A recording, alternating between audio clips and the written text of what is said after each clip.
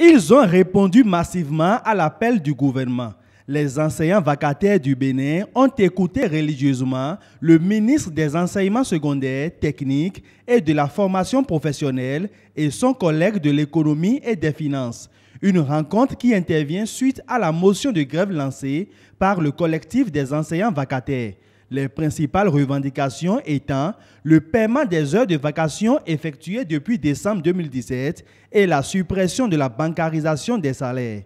Sur la question, les deux émissaires de l'exécutif ont apporté des clarifications. Lorsqu'on a demandé les relevés d'identité bancaire, pièce incontournable pour que vos salaires ou vos allocations, vos primes puissent aller dans votre compte, ces relevés d'identité bancaire n'ont pas été envoyés de la façon la plus normale.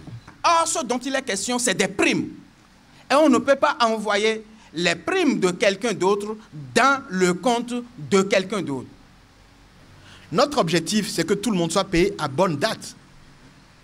Si vous êtes bancarisé et que vos références sont connues, nous allons vers une automatisation et la maîtrise des heures.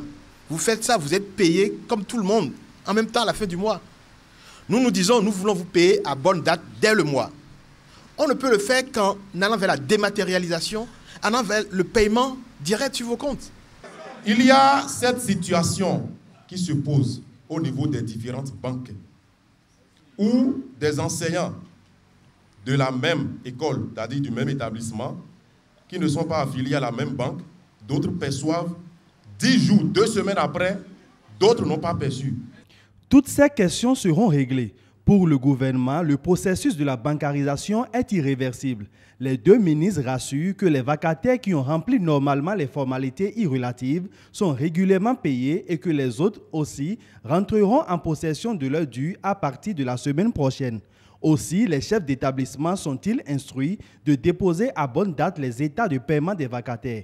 La bancarisation permet désormais à l'État béninois d'économiser plus de 600 millions de francs CFA par mois. Elle est donc gage de transparence et de traçabilité du paiement des vacataires.